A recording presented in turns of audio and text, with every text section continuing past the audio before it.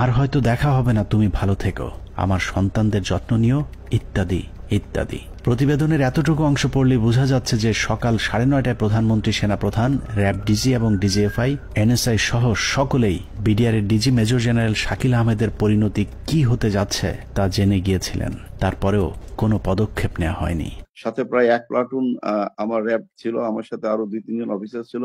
আমি মেজর রাজনের কথা বলেছি, মেজর রাজন অলথু আমার সাথে ছিল, আমার সাথে আরো 2-3 জন পুলিশ অফিসার ছিল। মেজর জুলকার তখন সম্ভবত সে ক্যাপ্টেন জুলকার ছিল, ক্যাপ্টেন ইয়াসির ছিল। আপনার ওইদিকে আমার 5 নম্বর গেটে মেজর আমিন ছিল, আমার টুয়াইসি, বর্তমানে সে প্রবাসী। মেজর আমজাদ ছিল, আমার সঙ্গে ছিল আরো আপনার এসপি শহীদ ছিল, আমার অ্যাডজুটেন্ট খালিদ, ক্যাপ্টেন খালিদ ছিল। তো অসংখ্য অফিসার, প্রায় 7-8 জন আমার মিলিটারি এবং পুলিশ অফিসার সব মিলে প্রায় আমি মনে হয় 7-8 আরো বেশি 10-12 জন আমরা 4 নম্বর 5 নম্বর গেটে ছিলাম। আমরা কিন্তু কমপ্লিটলি একটা অল্টারকেশনের ভিতরে ছিলাম। আমরা বারবার এই তৎকালীন আমি এডিজিকেই বেশি করে বলবো, কারণ এডিজি কর্নেল রেজানুর, আমি এখনো অবাক হচ্ছি যে এই ব্যক্তিটিকে কেন প্রশ্নের সম্মুখীন করা হয়নি। তখন কিন্তু সুযোগ ছিল তাকে প্রশ্ন করার, তখন করা হয়নি, কিন্তু এখনো কেন করা হচ্ছে না। এই ব্যক্তিটি কিন্তু আমাদেরকে বারবার বাধা দিয়েছে যে আমরা যেন ভিতরে প্রবেশ না করি। সে যমুনা ভবনের থেকে সে বারবার বলছিল এবং রেফারেন্স দিচ্ছিল প্রাইম মিনিস্টারের, যে উনি বলেছেন একটা আলোচনা হবে, কেউ যেন আমরা এখানে বিডিআর গেটে কোনো ধরনের আক্রমণ না করি এবং ভিতরে ঢোকার চেষ্টা না করি। ততক্ষণে সেনাবাহিনী এবং র্যাবের বেশ কয়েকটি দল পিলখানার বিভিন্ন গেটে অবস্থান নিয়েছিল। ভেতরের পরিস্থিতি ক্রমেই নিয়ন্ত্রণের বাইরে চলে যাচ্ছে সেই খবর তাদের কাছেও পৌঁছেছিল, কিন্তু তাদেরকে পিলখানার ভেতরে অভিযান চালানোর পথে বাধা সৃষ্টি করে রেখেছিল সেই একই জায়গা থেকে। রেজাকে সেখানে কর্নেল রেজানুর খান, র্যাবের এডিজি, সে থামায় দেয় যে কোনোভাবে, সে ঢুকতে পারে নাই। সেটা কিন্তু আমি বলতেছি অ্যারাউন্ড 9 AM আমরা আসবার আগে, যেটা আমাকে রেজা, আমি ওখানে যাওয়ার পরে 10:30টার সময় রেজা আমাকে ব্রিফ করে যে স্যার এই অবস্থা, আপনারা কি ঢুকতে পারবেন? তখন আমি জেনারেল হাকিমকে বলি, উনি বললেন যে না, এখন ঢোকা যাবে না।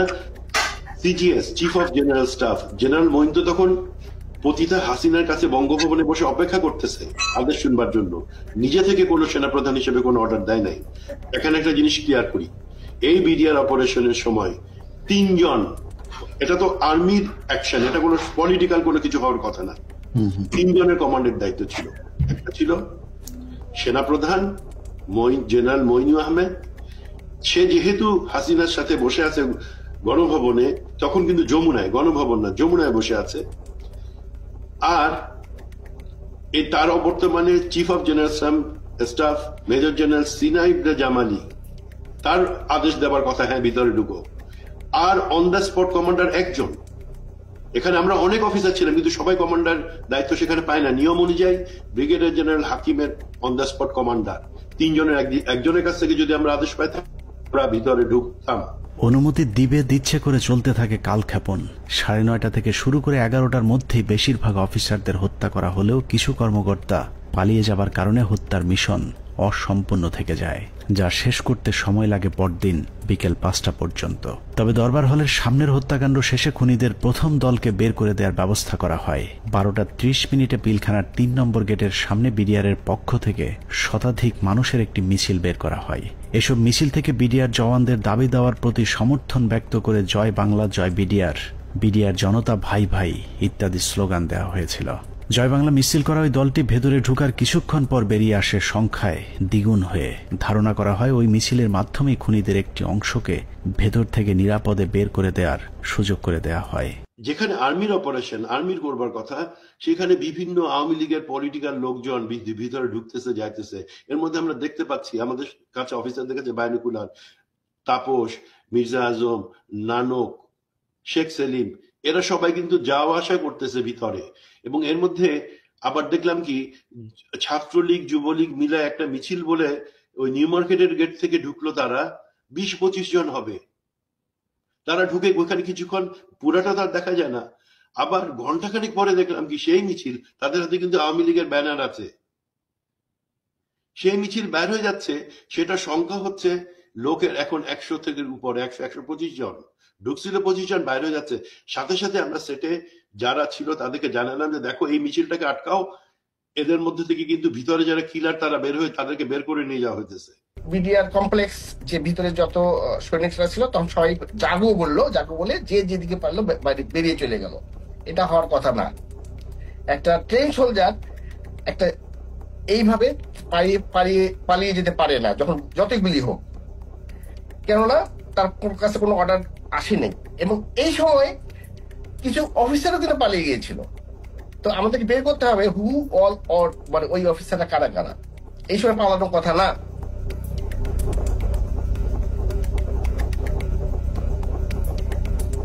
দুপুর 1:30।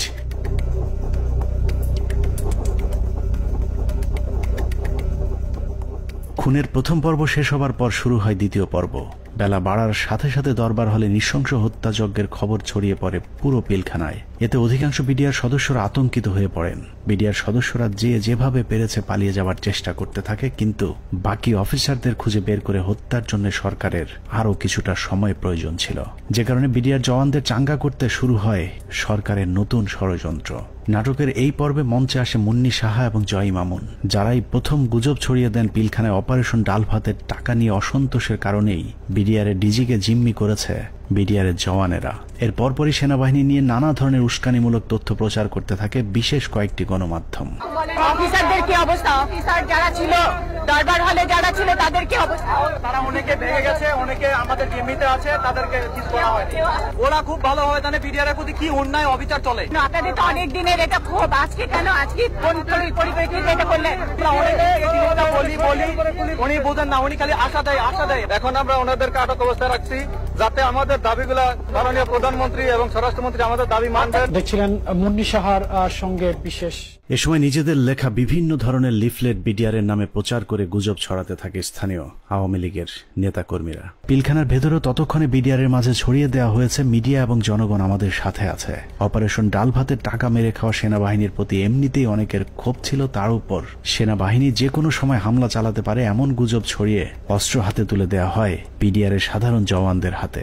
একদিকে আওয়ামী লীগের বিডিআর এর পক্ষে মিছিল, অন্যদিকে গণমাধ্যমের উস্কানিতে হত্যাকাণ্ডে অংশ নেয়নি এমন অনেকেও দুপুরের পর বিদ্রোহী হয়ে ওঠে। জিনিসপত্রের দাম কারা বাড়াইছে শুনবেন? অরিজিনাল সেনা কর্মকর্তারা বিডিআর কে দিয়ে দাম বাড়াইছে।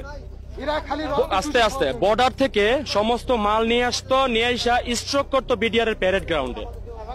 স্ট্রোক করে সেই মালগুলি দেশবাসী মাধ্যমে অনেক দিন পর সাপ্লাই করতো, যার কারণে অনেক দাম বেড়ে যেত জিনিসগুলির। যত ডাল ভাতের টাকা আছে সব মেরে খেয়ে ফেলেছে। ডাল ভাতের নামে তারা কোটি কোটি টাকা হাতিয়ে নিয়ে গেছে, কোটি টাকা হাতিয়ে নিয়ে গেছে ডাল ভাতের নামে।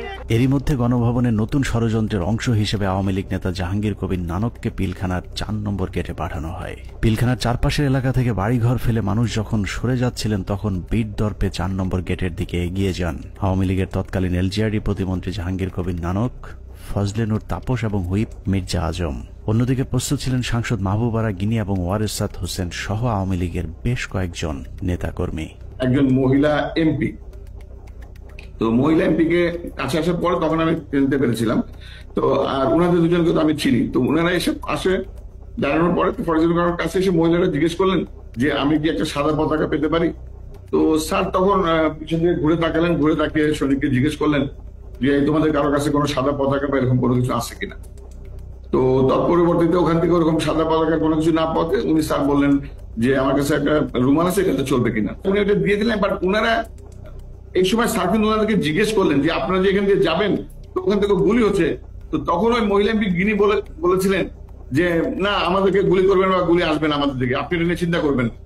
তো এই জিনিসগুলো কিন্তু কিছু সিগনিফিকেন্ট জিনিস, তখন এগুলো অর্থ বুঝি নাই যে ওনারা এইভাবে এত কনফিডেন্ট। বাট এগুলো যেমন পরবর্তীতে জীবনে আসার পরে আমি বুঝতে পেরেছি যে আচ্ছা এইটার মানে তাহলে এই জিনিসটা দাঁড়ায়। আওয়ামী লীগের ওই প্রতিনিধি দলকে পেয়ে বিডিআর সদস্যরা মনে করেছিল তারা হয়তো বিডিআর কে বাঁচাতেই এসেছিল, কিন্তু এটাই ছিল বিডিআর এর জন্য সবচেয়ে ভয়ঙ্কর ফাঁদ, যেই ফাঁদে পা দেয় পিলখানা হত্যাকাণ্ডের পুরো দায় বিডিআর এর উপর চলে আসে।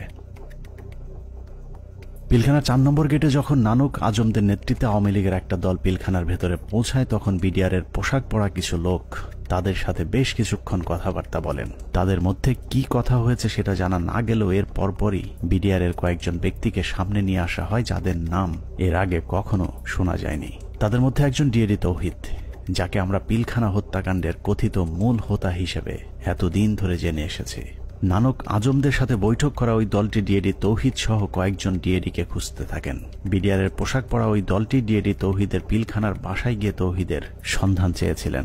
কিন্তু বিডিআরের পোশাক পরা থাকলেও ডিএডি তৌহিদ সেনাবাহিনী নাকি বিডিআরের কর্মকর্তা সেটাও তারা জানতেন না। আমার বাসার সামনে নেম প্লেট ছিল তৌহিদ লেখা। জিজ্ঞেস করতেছে যে তৌহিদ উনি কি বিডিআর না আর্মির? আমি বলছি উনি বিডিআর এর। র্যাঙ্ক কি? ডিএডি। ডিএডি কি আর্মির না বিডিআর এর? মানে ওনারা এটাও চিনে না যে ডিএডি র্যাঙ্ক আর্মি বিডিআর এ হয়। বুঝেন তাহলে। ডিএডি তৌহিদের পরিবারকে ভয়ভীতি দেখিয়ে তার অবস্থান জানা হয়। এরপরই প্রথমবারের মতো দৃশ্যপটে আসেন ডিএডি তৌহিদ, ডিএডি আব্দুর রহিম সহ বেশ কয়েকজন বিডিআরের সৈনিক, যাদেরকে বিডিআর বিদ্রোহের নেতা পরিচয় দিয়ে নিয়ে যাওয়া হয় প্রধানমন্ত্রীর সাথে বৈঠকে। বেলা 3:40 বিডিআরের 14 দলের একটি প্রতিনিধি দল শেখ হাসিনার বাসভবন যমুনায় প্রবেশ করেন। পিলখানা হত্যাকাণ্ড নিয়ে করা গোপন সেই প্রতিবেদনে উল্লেখ করা হয়েছে, বিডিআরের ওই প্রতিনিধি দলটি যমুনায় শেখ হাসিনার সাথে বৈঠকের সময় সেখানে আর কাউকে থাকতে দেওয়া হয়নি।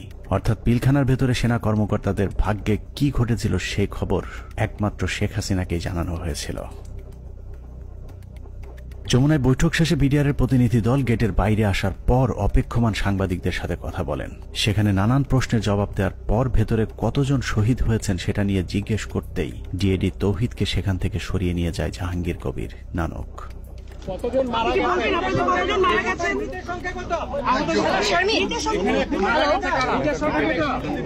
হাসিনার সাথে বিডিআরের সেই বৈঠকের মূল উদ্দেশ্য অফিসারদেরকে বাঁচানো কিংবা বিডিআরের আত্মসমর্পণ নয়, বরং বিডিআরকে জানিয়ে দেওয়া হয়েছিল কোনোভাবেই আত্মসমর্পণ করা চলবে না। যদিও বৈঠকের পর জানানো হয় বিডিআর অস্ত্র সমর্পণে রাজি হয়েছেন, কিন্তু ডিএডি তৌহিদকে পিলখানার ডিজি বানানো থেকে শুরু করে পিলখানার পরবর্তী ঘটনাবলী সবই ছিল শেখ হাসিনার তৈরি করা নাটকেরই অংশ। মাননীয় প্রধানমন্ত্রী তাদের আবেদনের পরিপ্রেক্ষিতে, বিডিআর সদস্য ভাইদের আবেদনের পরিপ্রেক্ষিতে আজকের ঘটনার সাধারণ ক্ষমা ঘোষণা করেছেন। সে বৈঠকের পর রহস্যজনক একটি বিষয় লক্ষ্য করা যায়। শেখ হাসিনা বিডিআরের প্রতিনিধি দলের সাথে বৈঠকে পিলখানায় আটকে পড়া নারী ও শিশুদের মুক্তির দাবি করলেও জিম্মি থাকা সেনা কর্মকর্তাদের মুক্তির বিষয়ে কোনো কথা বলেননি। ভিতরে যারা মহিলা, শিশু, সন্তানাদি নিয়ে যারা আটকা পড়েছেন হেডকোয়ার্টারের ভিতরে, তাদেরকে এই মুহূর্তে তারা যাওয়ার পরিস্থিতি ব্যবস্থা করে দিবেন। কেন শুধুই নারী শিশুদের মুক্তি চাওয়া হয়েছিল সেই প্রশ্নের উত্তর জানতে আমরা 2009 সালের একটি জিজ্ঞাসাবাদের অডিও শুনে আসব, যেখানে পিলখানা হত্যাকাণ্ডে অভিযুক্ত হিসেবে জাহাঙ্গীর কবির নানককে সেনাবাহিনীর বিশেষ একটি তদন্তকারী দল জিজ্ঞাসাবাদ করেছিলেন। যদিও সেই অনুসন্ধান আর চলতে দেওয়া হয়নি, তারপরেও সেদিনের জিজ্ঞাসাবাদে কি কথা হয়েছিল তার পুরো ক্যাসেটটি সেনাবাহিনীর একটি সূত্র আমাদের কাছে পাঠিয়েছে। এত বড় একটা নেগোসিয়েশন হলো, ডিজি এবং অফিসার বা ফ্যামিলিদের বেরিয়ে আসার ব্যাপারে কোনো আপনার স্টেটমেন্টও ছিল না, বা না বলছি যে আপনার মানে এটা নেগোসিয়েশন ডিলের মধ্যে এটা হলো না কেন, যে ঠিক আছে তোমরা এটা রাখো, এটা ছাড়ো, অস্ত্র দাও, এই কন্ডিশন সবাইকে ছেড়ে দিল না, তাহলে তো কেউ যাবে নিয়ে আসবে বা ডিজির সাথে কথা হবে, আচ্ছা ঠিক আছে সাধারণ ক্ষমা হবে, কিন্তু তার আগে আমি ডিজির সাথে কথা বলে সেই পরিপ্রেক্ষিতে কিন্তু ওনারা ঢুকলেন মাননীয় স্বরাষ্ট্রমন্ত্রী মহোদয়। না ওইটা আমি বলতেছি যখন সাধারণ ক্ষমা ঘোষণার আগে লাস্ট একটা কন্ডিশন হওয়া উচিত ছিল যে আমি ডিজি যেহেতু আটকাছে বলতেছো, সুতরাং তোমাদের কাউকে পাঠাও, ডিজির সাথে আমি কথা বলে নিশ্চিত হতে চাই। মানে তখন কিন্তু অলরেডি দেশের 16 কোটি মানুষ কোনো না কোনো ভাবে আন্দাজ করে ফেলছে যে ডিজি মারা গেছে। 4টার সময় প্রাইম মিনিস্টার অফিসে যখন আলাপ হয়, তা এই আলাপের মধ্যে ডিজির মৃত্যুর বিষয়টা আসলো না কি করে, বা অল ইন্টেলিজেন্স সোর্সেস মিস করলো কি করে, যে আপনার কোনো প্রেস ব্রিফিং এও এটা আসলো না অফিসার ফ্যামিলি? আপনার প্রেস ব্রিফিং এ শুধু জিম্মির ব্যাপার আসছে, বা ডিজি বা তার অন্যান্য অফিসারদের রিলিজের ব্যাপারে আটক আছেন তাদেরকে পার্টিকুলার ডিজি কথা বলা হয়নি। আমার কথাই নাই, কিন্তু বলা ছিল যাদেরকে জিম্মি করছেন, but it was A casual not না যে অফিসার ওকে ডিজি এবং অফিসাররা ফেরত আসবে অথবা 10 জন থাকবে, কিন্তু ওই DG being the main centre focus point of BDR, আমাদের কিন্তু প্রথমে আসলে ডিজি আছে কিনা, এই জিনিসটা কিন্তু কোথাও কোনো প্রেস ব্রিফিং এ কোথাও মানে সাধারণ ক্ষমার আগে তো এই কন্ডিশন হইতে হবে, যেটা হত্যাকারী তো সাধারণ ক্ষমা পেতে পারে। অল এরকম কিন্তু আলোচনা হয়েছে, কিন্তু পার্টিকুলারলি যে বলানের শুধু ওখানে বলা ছিল যে সকল মহিলা, শিশু এবং অফিসাররা যারা জিম্মি এই শব্দটা বলা হচ্ছে। আপনি বলেছেন যে সমস্ত মহিলা, শিশু, but you never talked about office DG এবং অন্যান্য অফিসার। স্যার আমি আপনাকে আপনার ভিডিও ক্লিপটা শোনাতে চাচ্ছি, একটু আমি দেখেন। সেনা কর্মকর্তাদের মুক্তি না চাওয়াটা কোনো ভুলবশত ঘটনা নয়, বরং শেখ হাসিনা জানতেন ওইসব কর্মকর্তাদেরকে এরই মধ্যে হত্যা করা হয়েছে, যে কারণেই তাদের মুক্তি না চেয়ে বরং নিহত সেনা কর্মকর্তাদের লাশ গুম এবং বেঁচে যাওয়া বাকি কর্মকর্তাদের খুঁজে খুঁজে মারার জন্য আরও কালক্ষেপণ করা হয়েছিল।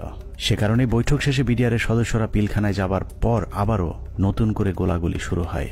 অপ্রকাশিত ওই প্রতিবেদনে বলা হয়েছে, এ সময় বিদ্রোহীরা তাদের অপকর্মের সুবিধার্থে পিলখানার অভ্যন্তরে বিশেষ বিশেষ স্থানে বিদ্যুৎ নিভিয়ে দেয়, কিন্তু সরকারের পক্ষ থেকে ওইসব এলাকায় বিকল্প ব্যবস্থায় আলোকিত করার কোনো ব্যবস্থা করা হয়নি এবং তদন্তকারী দল এ ব্যাপারে কোনো সদুত্তরও দেয়নি। প্রতিবেদনের পরের অংশে অত্যন্ত গুরুত্বপূর্ণ কিছু তথ্য দেওয়া হয়েছে, যেখানে বলা হয়েছে সরকার ঘোষিত সিদ্ধান্ত ও আলোচনার প্রেক্ষিতে পিলখানার ভেতরে আটককৃত অফিসার ও তাদের পরিবারের সদস্যদের বের করে আনার সুযোগ হতে পারে, এ চিন্তায় ডিএমপির 10টি ট্রাক ও 10টি বাস 4 নম্বর গেটের সামনে নিয়ে যাওয়া হয়। সেই 10টি ট্রাক ও 10টি বাসে করে কাদেরকে নেওয়া হয়েছিল সেই প্রশ্নের উত্তর পাওয়া গেলেই অনেক কিছু পরিষ্কার হয়ে যাবে। রাত 8টায় হোটেল আম্বালাইনে শুরু হয় নাটকের আরেক পর্ব। বিডিআর প্রতিনিধি দলের সাথে তৎকালীন স্বরাষ্ট্রমন্ত্রী অ্যাডভোকেট সাহারা খাতুনের আবারও বৈঠক শুরু হয়। এ সময় তার সাথে পুলিশের আইজিপি, র্যাবের ডিজি, গোয়েন্দা সংস্থার কর্মকর্তা ছাড়াও যথারীতি নানক ও আজমও উপস্থিত ছিলেন। এসব আলোচনাগুলোতে আসলে বিডিআরের কোনো সিদ্ধান্ত জানানোর সুযোগ ছিল না। সরকারের পক্ষ থেকে যা সিদ্ধান্ত নেওয়া হতো সেটাই বিডিআরের দাবি বলে প্রচার করা হয়েছে।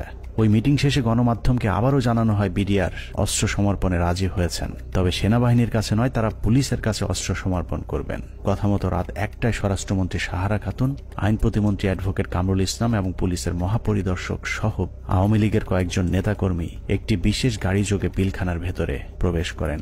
আওয়ামী লীগের প্রতিনিধি দলের পিলখানায় যাবার মূল উদ্দেশ্য কি ছিল সেটা পরিষ্কার হয়ে যাবে তাদের সন্দেহজনক কিছু কার্যক্রম দেখলেই। প্রতিনিধি দলের প্রথমেই সেনাবাহিনীর জিম্মি থাকা কর্মকর্তাদের খুঁজে বের করার কথা থাকলেও সাহারা খাতুন সহ প্রতিনিধি দলটি কয়েকটি বাসায় গিয়ে মাত্র 15 জনকে উদ্ধার করে নিয়ে আসেন। অথচ সেনাবাহিনীর কর্মকর্তারা কোথায় আছেন, তাদের পরিবারের কি পরিণতি হয়েছে, এ ব্যাপারে কোনো আগ্রহ দেখায়নি আওয়ামী লীগের ওই প্রতিনিধি দলটি। গণমাধ্যম যেন এ বিষয়ে কোনো প্রশ্ন তুলতে না পারে সেজন্যও শুধুমাত্র বিটিভির একজন পরীক্ষিত আওয়ামী সাংবাদিককে পিলখানার ভেতরে নিয়ে যাওয়া হয়, যার নাম মুশফিকা নাজনীন, যিনি মুন্নী শাহর ঘনিষ্ঠ বান্ধবী। 25 তারিখ থেকে পরবর্তী কয়েকদিনের সব অপকর্মের সাক্ষী সাংবাদিক মুশফিকা নাজনীনকে জিজ্ঞাসাবাদ করলে ওই রাতের অনেক প্রশ্নের উত্তর পাওয়া যাবে।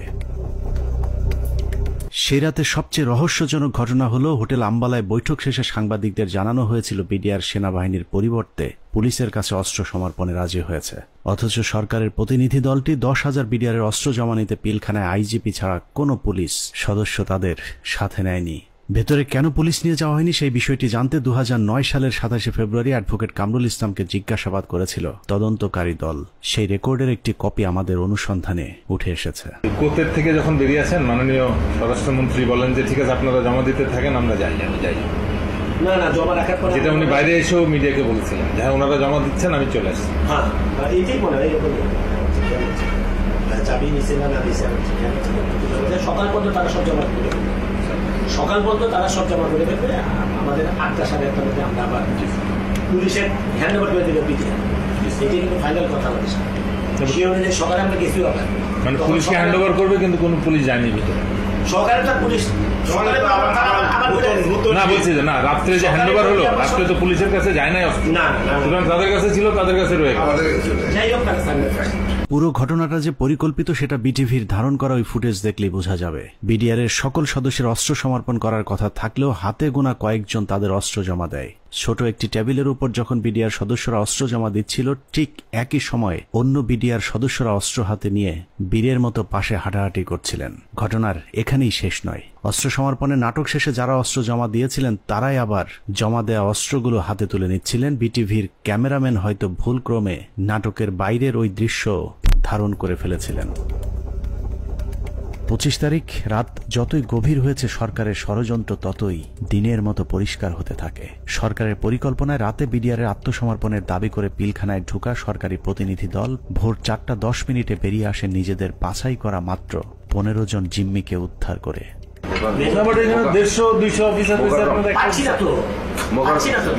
তাহলে মানে যে কোনো হোস্টেজ রেস্কিউ মানে যে কোনো হোস্টেজ রেস্কিউ অপারেশনের প্রথম তো আমার হোস্টেজের কে কে আছে, অফিসার এবং তার পরিবার। কয়জন অফিসারকে আমার সাথে আনলাম, কয়জন প্লাস হোস্টেজের মধ্যে সব থেকে বড় হোস্টেজ যেটা ডিজি এবং তার পরিবার, তাদের কেউই আসলো না। তাদের বেঁচে আছে না মরে গেছে তাও জানলাম না। তাহলে হোস্টেজ অপারেশন কি হবে? রেস্কিউ করতে যান, ইনসিডেন্টালি তখন নাটকের পর নাটক শেষে পরদিন সকাল শুরু হয় আরেক নাটকের মধ্য দিয়ে। 26 তারিখ সকাল 9টায় কৃষিমন্ত্রী মতিয়া চৌধুরী, জাহাঙ্গীর কবির নানক, জাতীয় পার্টির চেয়ারম্যান হোসেন মোহাম্মদ এরশাদ, আইন প্রতিমন্ত্রী কামরুল ইসলাম এবং ব্যারিস্টার তাপস আবারও পিলখানার 4 নম্বর গেটে উপস্থিত হন। ওদিকে 3 নম্বর গেটে আওয়ামী লীগের 200-300 নেতাকর্মী উপস্থিত হয়ে আবারও বিডিআরের পক্ষে স্লোগান দিতে থাকেন। এক পর্যায়ে মিছিলটি পিলখানার ভেতরে ঢুকে যায়। তবে ভেতরে যে কজন ঢুকেছিলেন তার চেয়ে কয়েক গুণ বেশি লোকজন নিয়ে পিলখানা থেকে কিছুক্ষণ পরে বেরিয়ে আসে আওয়ামী লীগের ওই মিছিলটি। 27 তারিখ তো 26 তারিখে একটা মাইক্রোবাসে করে বাইরের যে লোকেরা ভেতরে ঢুকেছিল তারা বের হয়ে যায়। 26 তারিখ দুপুর 2:30 12 সদস্যের মহাজোট মধ্যস্থকারী কমিটি গঠন করা হয়। আওয়ামী লীগ নেতা আব্দুল জলিলের নেতৃত্বে এই কমিটি আবারও হোটেল আম্বালা ইনে বিডিআরের সাথে লোক দেখানো বৈঠক করেন।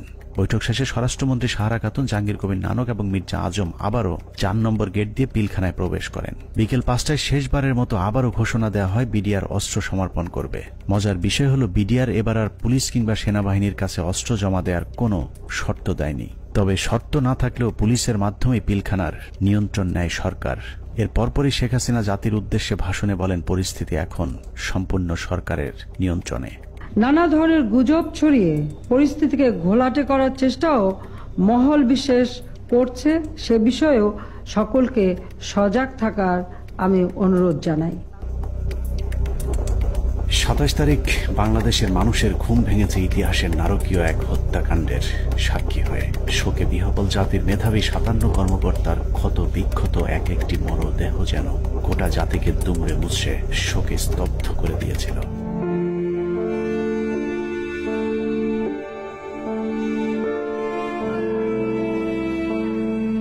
এভাবেই শেষ হয় শ্বাসরুদ্ধকর পিলখানা ট্র্যাজেডির 33 ঘন্টা।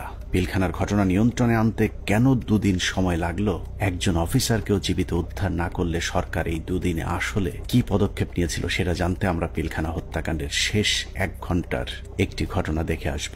27 তারিখ বিকেল 5টায় বিডিআরের অস্ত্র সমর্পণের ঘণ্টাখানেক আগে শেখ তাপসের নেতৃত্বে একটি দল শেষবারের মতো মাইকিং করে জীবিত কেউ থাকলে বের হয়ে আসার অনুরোধ করেছিলেন। মাইকিং শুনে যেসব সেনা কর্মকর্তারা জীবন বাঁচাতে গাড়ির কাছে গিয়েছিলেন তাদের একজন ক্যাপ্টেন তানভীর, যার লাশ এখনো খুঁজে পাওয়া যায়নি। আমাদের হাতে আসা একজন সিপাহীর জিজ্ঞাসাবাদের একটি রেকর্ডে ক্যাপ্টেন তানভীর সম্পর্কে গুরুত্বপূর্ণ তথ্য পাওয়া গেছে। উনি হচ্ছেন আমাদের এমপি তাপস। তখন উনি আমার দিকে বড় বড় করে চোখ থেকে তাকালেন, এমপি তাপস। ওনাকে বলছে ঠিক আছে আপনি গাড়িতে উঠেন। আমি বললাম স্যার আমাকে নিয়ে যান, আমি এখানে একা কি করবো? বলছে না তুমি 1 নম্বর গেট দিয়া, তারপরে বলতো যে 1 নম্বর গেট দিয়ে তুমি বাইরে চলে যাও। বললে ওনাকে গাড়িতে উঠে চলে যাবে। এর মধ্যে তার স্যার আমার ঘাটে হাত রাখে বলে মহিত তুমি কোনো চিন্তা করো না, তুমি বাসা চলে যাও। চলে গেলেন গাড়ি নিয়ে, আমি চলে আসলো। অনুসন্ধানে জানা যায় বিডিআর সৈনিকদের জিজ্ঞাসাবাদের সময় গোপনে রেকর্ড করা এই বক্তব্যটি সিপাহী মুহিতের, যিনি বিডিআর হত্যা মামলার 70 নম্বর আসামি। জিজ্ঞাসাবাদের সময় একজন সেনা কর্মকর্তার কাছে সিপাহী মুহিত ক্যাপ্টেন তানভীরের ভাগ্যে আসলে কি ঘটেছিল তার বিশদ বর্ণনা দিয়েছেন। কোনোভাবেই কিছু হয় না। উনি এখান থেকে ফোনে কথা বললেন, আমার মোবাইলে কথা বললেন, এক জায়গায় সার বললেন, আরেক জায়গায় চুরি করে কথা বললেন। তখন আমার মোবাইলেরও সার্চ নাই, মোবাইল বন্ধ হয়ে গেছে, আমিও কথা বলতে পারলাম না। আমি আরো সারা রাত রাগারাগি করে আপনার জন্য আমিও আমার পরিবারের সাথে কথা বলতে পারলাম না। সিপাহী মুহিতের বক্তব্য অনুযায়ী ক্যাপ্টেন তানভীর সবশেষ তার স্ত্রীর সাথে মুহিতের মোবাইল ফোনে কথা বলেছেন এবং ফোনের চার্জ শেষ হয়ে যাবার পর লাইন কেটে যায়। ঘটনার সত্যতা জানতে আমরা তানভীরের স্ত্রীর সাথে কথা বলেছিলাম। তানভীরের স্ত্রীও ঠিক মুহিতের মতো একই বক্তব্য দিয়েছেন। ফোনে কথা বলতে বলতে কি ফোন কেটে গিয়েছিল, এরকম কিছু মনে করতে পারি? এরকম ফোন হয় কেটে গিয়েছিল, বা কোনো আর সাউন্ড পরে শুনতে পাইনি। তার মানে সিপাহী মোহিত এবং তানভীরের স্ত্রী দুজনের বক্তব্যে এটা পরিষ্কার যে ক্যাপ্টেন তানভীরকে বিডিআর নয়, তাপস নিজেই হত্যা করেছে। অতএব তাপসই বলতে পারবে তানভীর কি জীবিত নাকি তাকে মেরে ফেলা হয়েছে।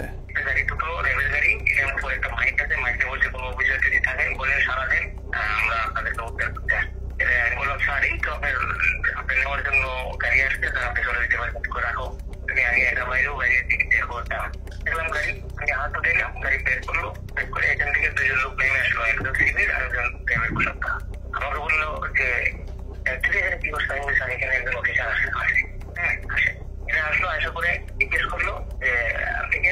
উনি বলছেন যে আমি ক্যাপ্টেন তানভীর। উনি হচ্ছেন আমাদের এমপি তাপস, যে লোকটা এই লোকটা হচ্ছে এমপি তাপস সাহেব।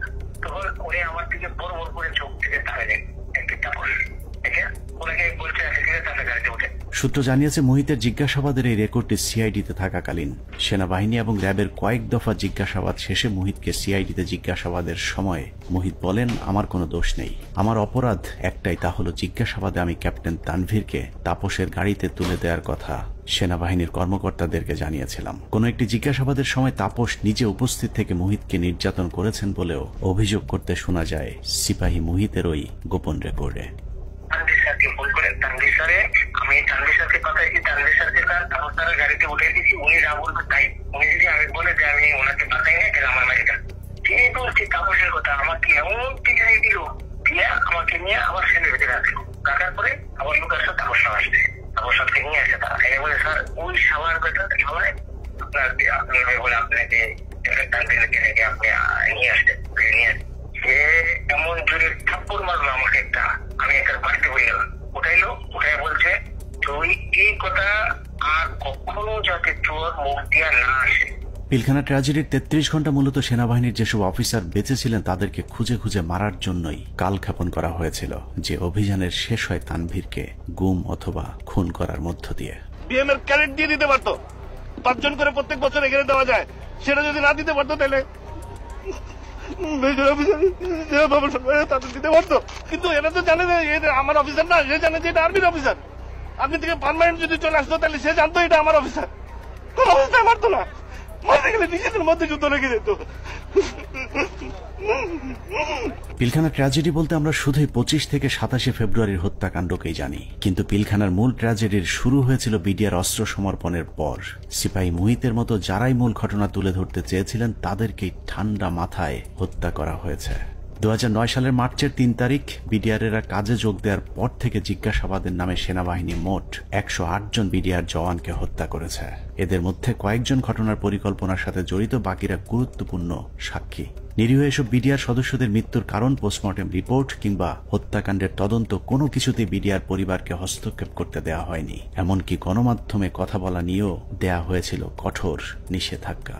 পিলখানা হত্যাকাণ্ডের পর জিজ্ঞাসাবাদে যারাই সত্য ঘটনা তুলে ধরতে চেয়েছে তাকেই হত্যা করা হয়েছে, কারণ পিলখানা হত্যাকাণ্ডের পরিকল্পনার সাথে সেনাবাহিনী এবং আওয়ামী লীগের কোন কোন ব্যক্তি জড়িত ছিল তা একমাত্র বিডিআর সদস্যরাই জানত, যে কারণে বিডিআরের গুরুত্বপূর্ণ সাক্ষীদেরকে জিজ্ঞাসাবাদের নামে নির্মমভাবে হত্যা করা হয়। আমি কেন 16 বছর জেল খাটলাম, এই জেল খাটার যে কারণ, এই কারণ আজ পর্যন্ত আমি আবিষ্কার করতে পারি নাই। আমার কাছে অত্যন্ত আশ্চর্যের কোয়েশ্চেন ছিল যে একটা নিরপরাধ মানুষকে কিভাবে 16টা বছর একটা দেশের বিচার বিভাগ আটকিয়ে রাখতে পারে। পিলখানা ভিতরে হত্যাকাণ্ডের সময় ভাই একটা পরিষ্কার একটা ছাই রঙের একটা পিক আপ ছিল। আমার সেলিম যেটা বলে, স্যার আমাদের মারার কোনো পরিকল্পনা ছিল না, দেখেন আমিও ইনজুর্ড, মানে রিকোয়েস্টেড গুলি তার হাতে লেগেছিল, আমাকে দেখাইছি, আমি দেখছি, তার কাছে কাগজও ছিল। তা আমি বললাম যে তুমি তো সবার কাম 1 বাই 1 বললাম, তো ঘটনা এটা কেন?